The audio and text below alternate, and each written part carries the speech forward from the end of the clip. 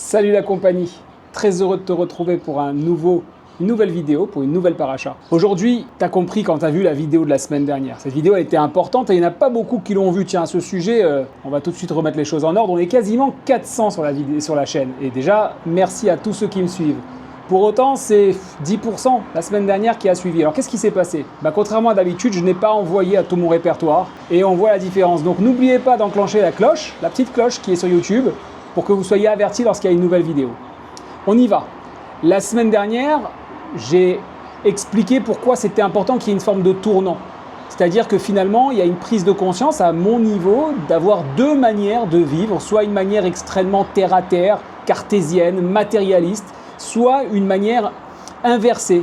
C'est véritablement une manière de voir les choses avec beaucoup plus de divin, en se disant que ce qui se passe là n'est pas classique et qu'il y a forcément quelque chose de plus. Je n'ai pas choisi d'arriver sur Terre, je dois avoir une action, un rôle à jouer et j'ai envie de trouver ce rôle-là. Donc du coup, si tu as vu la vidéo de la semaine dernière, tu as compris le lien que j'ai fait entre Dvarim, Vaetranan, Re'e, Ekev et Re'e. Cette semaine, on arrive à Shoftim. Tu sais maintenant à quel point écouter ta voix intérieure est importante. Elle t'apporte une vision claire sur ta mission divine. Et ça, évidemment, ça va certainement transformer ta vie. Alors, on a parlé d'inverser le monde, sous-entendu, évidemment, on ne va pas tout refaire, mais le voir différemment, l'entendre différemment, de passer d'une écoute humble à une vision sans filtre, où finalement les bénédictions interviennent et nous parviennent de manière évidente, elles deviennent évidentes. C'est-à-dire que les choses se sont portées vers nous pour nous rendre service, entre guillemets, pas de manière égoïste évidemment, mais pour nous servir et non pas pour être contre nous. C'est un peu l'image, d'une certaine manière, c'est un peu l'image du verre à moitié plein par rapport à moitié vide. Mais imagine que finalement, et après avoir vu tout ça, tu retombes dans le piège du quotidien. C'est-à-dire que tu as fait les étapes, des distractions matérielles, parce que c'est très excitant, c'est très attirant tout ce qu'on vit dans ce monde, c'est très agréable, un bon repas apporte un plaisir énorme, une belle maison, etc. La matérialité apporte quelque chose de très agréable. Mais ça reste finalement dans cette nouvelle vision que j'ai présentée la semaine dernière. Donc encore une fois, va voir la vidéo de la semaine dernière, sinon tu risques de ne pas comprendre grand-chose cette fois-ci. Ça apporte malgré tout des plaisirs qui paraissent superficiels.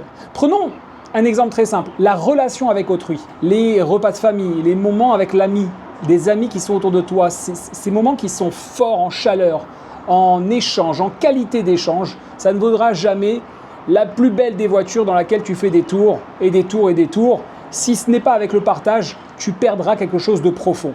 On se rapproche de cela. Et là, on a Shoftim qui entre en scène. Évidemment, ça serait complètement délirant d'imaginer, même totalement même ridicule, d'imaginer que la Torah qui passe d'une vision puissante, une spiritualité tangible, une vision qui nous permet de l'exploiter au quotidien, donc d'une spiritualité totalement profonde et accessible, à un manuel de justice humaine. Ça serait complètement délirant d'imaginer que la paracha de cette semaine, Shoftim, va nous parler de juges, de policiers au sens littéral. Évidemment que non. Non seulement Shoftim nous parle de jugement en nous, de policiers en nous, mais surtout, elle est la suite logique pour ne pas perdre l'écoute et la vision divine qu'on a acquise la semaine dernière. Alors aujourd'hui, ce que je te propose, c'est qu'on explose ça. On explose. Super. On explore ça ensemble. Prêt à juger tes réactions pour rester aligné sur le divin, histoire de te dire, voilà, maintenant j'ai une vision et j'ai envie d'aller jusqu'au bout.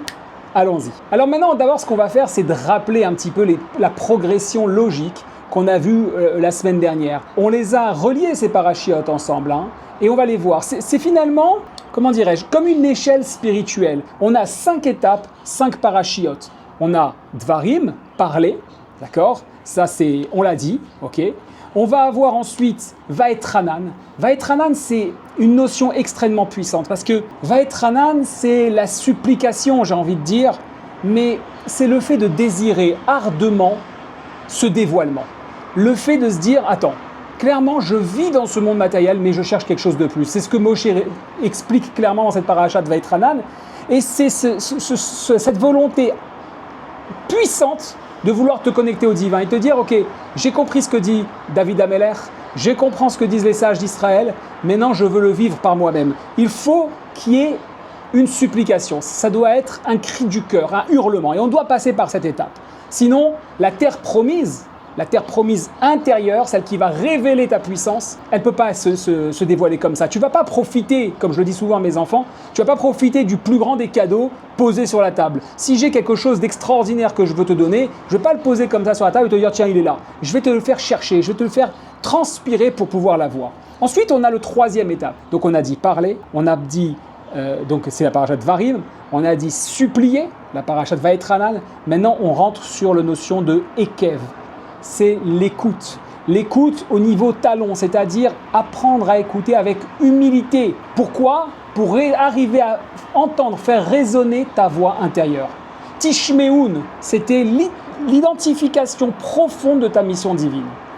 On est arrivé évidemment à voir, passer de l'écoute à une vision extrêmement claire. C'est finalement, comme c'est écrit, Anochi noten lifnechem ayom bracha uklala, voir les bénédictions et les malédictions sans filtre, comme un objet tangible devant les yeux. Et aujourd'hui, on arrive à la cinquième étape. C'est quoi cette cinquième étape ? C'est celle, aujourd'hui, du jugement. Shoftim. Shoftim, juger tes réactions intérieures. C'est comment faire pour arriver et maintenir tout ça. Finalement, c'est la fidélisation, tiens. Parlons de la vente, par exemple. On acquiert un client, on acquiert quelque chose, on a réussi à le convaincre, mais le mieux, c'est un client qui est fidèle. Il faut réussir à le maintenir. Et bien, on va être là. Notre client, c'est nous le client. Et on a le divin qui est en face, et on veut maintenir ça. Tu vois la logique que c'est, est-ce que tu vois ? Parler, aspirer, souhaiter, désirer, aspirer, écouter, voir, et maintenant, juger. Chaque étape, elle prépare à la suivante. C'est pour ça que tu ne peux pas comprendre Shoftim bêtement comme ça sans avoir pris une notion et une profondeur du sens des différentes parachutes qu'on avait vues avant. Parce que sinon, finalement, le risque de retomber dans une matérialité spirituelle, elle est énorme. C'est pour ça que ça intervient maintenant, Shoftim, et non pas un rapport avec les villes et mettre des policiers, etc., etc. Ça n'a rien à voir. Chaque étape, elle va te permettre de t'élever de ton ego matériel à une unité divine avec laquelle tu vas vivre. Évidemment, le risque, les plaisirs, des plaisirs éphémères, tout ça, ça nous éloigne. Et donc, il va falloir corriger tout ça. Et le Rabbi Lubavitch, il explique extrêmement bien cette notion. Il parle d'un jugement impartial, finalement, intérieur, et il va parler d'un sentiment, on essaye d'éviter de retomber sur un repli d'un soi enfant. D'accord ? D'un moi enfant, c'est finalement enfant gâté. Je veux ci, je veux ça, je gagne 300 000 €, je veux m'acheter une Porsche. C'est un désir enfantin, d'accord ? C'est un retour vers des désirs immatures.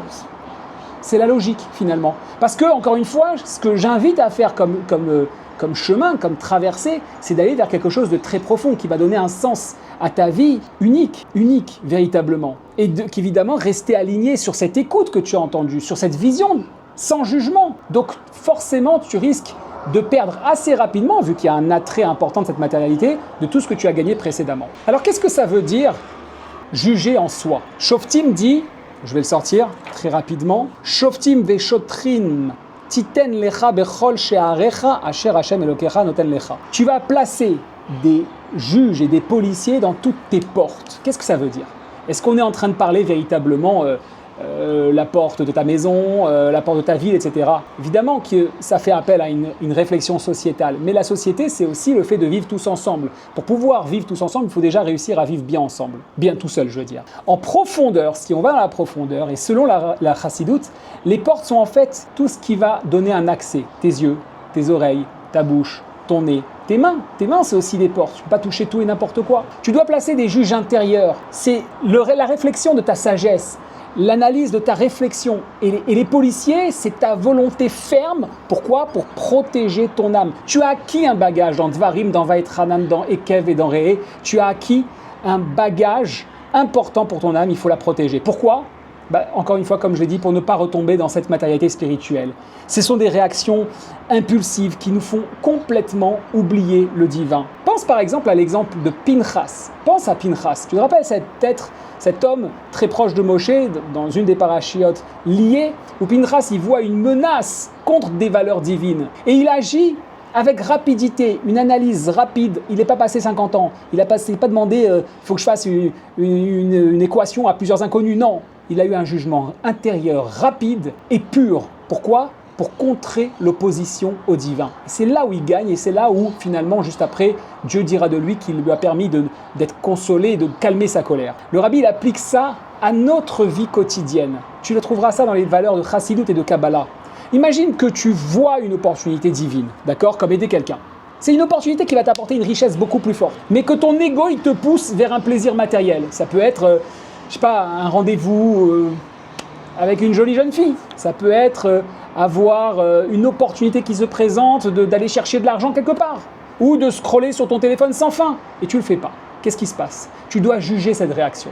Tu dois t'aligner sur ton écoute intérieure, sur ta vision claire de ta mission divine que tu as entendue précédemment. Ne pas la lâcher. Tu sais quand ? Développement personnel par exemple. L'importance de la méditation le matin où on va répéter des phrases positives pour construire notre vie. C'est le même principe, cette rigueur, ne rien lâcher et avancer. C'est finalement éviter, j'adore, la corruption de ton ego pour rester focalisé sur le divin. Ton ego, il risque d'être corrompu. Il va vite se corrompre en fait, c'est évident. Il y a trop d'appétit, il y a trop d'envie autour de nous. C'est trop magnifique quelque part. Mais à nous d'intégrer quelque chose de plus profond dedans. Ça ne veut pas dire l'empêcher à 100%. Et ça demande de la préparation. C'est s'organiser avec des juges et des policiers intérieurs pour résister à l'attirance de la matérialité. Sinon, tu vas retomber dans le monde inverse. Et là, la matérialité va te dominer et tu vas travailler pour payer tes factures. Et si par malheur, tu ne t'en sors pas comme tu voudrais parce que ton ego est là, c'est je voudrais ci, je voudrais ça, tu vas perdre l'écoute et la vision. Regarde par exemple comment cette paracha, cette notion-là se relie à Réé. Vois, je place devant toi bénédiction et malédiction. En réalité, c'est qu'en fonction de ton effort sur la matérialité, que tu vas pouvoir voir la bénédiction. C'est-à-dire que la même situation, c'est ça que ça veut dire quand on te dit « Re'e anochi », comme j'ai dit tout à l'heure, j'avais le pasouk « Re'e anochi noten lifnechem hayom bracha uklala ». Vois que je te donne devant vous, je mets devant vous en fait, c'est ça, noten lifnechem, devant vous. Aujourd'hui, la bénédiction et la malédiction. Comment le même jour il peut y avoir bénédiction et malédiction ? C'est pas logique. En fait, ça dépend de ta perception. Si tu es dans une bonne vision, alors à ce moment-là, ça deviendra une bénédiction. Mais si c'est pas la bonne, ça deviendra une malédiction. Et du coup, si on regarde un petit peu les choses différemment, il y a un businessman, par exemple, matérialiste, il te dira que quoi ? Que travailler plus pour gagner plus, disait Sarkozy. Mais en Chassidut, c'est l'inverse. Juge tes motivations, aligne-toi sur le divin et la bénédiction, elle va arriver. Le rabbi dit, la parnassa ne vient que de la volonté divine. Forcément, à partir du moment où tu as une vision différente. Mais celui qui est cartésien, celui qui est matérialiste, ça viendra de ses heures de travail. Par exemple, rater un rendez-vous ou perdre de l'argent, pour toi, ça va te paraître comme une situation maudite. On est dans la klala, on est dans la malédiction. Ça, c'est pour un œil non averti. Par contre, un jugement intérieur exercé, tu vois, finalement, c'est une bénédiction cachée. Le divin avait prévu mieux, il avait prévu plus pour toi. Rappelle-toi l'expression de Moshe dans Vaïtranan. Qu'est-ce que lui dit Dieu ? Rav lach, j'ai prévu plus pour toi. Ça demande de l'exercice, ça demande de la répétition pour passer d'une vision naturellement matérielle à une vision plus grande, plus profonde, plus subtile, plus divine. Et ça, il faut comprendre que ça intervient. Le divin intervient à chaque instant. Juge pour rester dans cette vision, sans retomber dans le superficiel.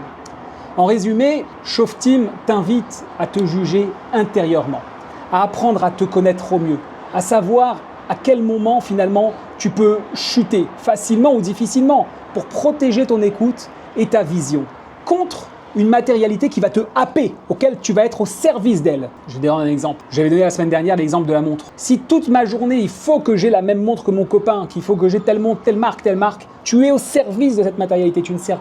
Tes journées ne sont plus importantes pour toi par rapport aux bénéfices que tu vas tirer d'avoir partagé avec ta famille, avec tes amis, etc., mais simplement d'avoir acquis un bout de matérialité qui est misérable, parce que ça se finit, c'est terminé. C'est la suite donc logique. Parler, aspirer, écouter, voir, juger. Ton défi aujourd'hui, si vous l'acceptez, juge une réaction matérielle. Juge-toi une réaction matérielle et choisis de t'aligner sur quelque chose de plus profond. Abonne-toi si ce n'est pas encore fait, partage ces vidéos et surtout, à la semaine prochaine. Shabbat Shalom.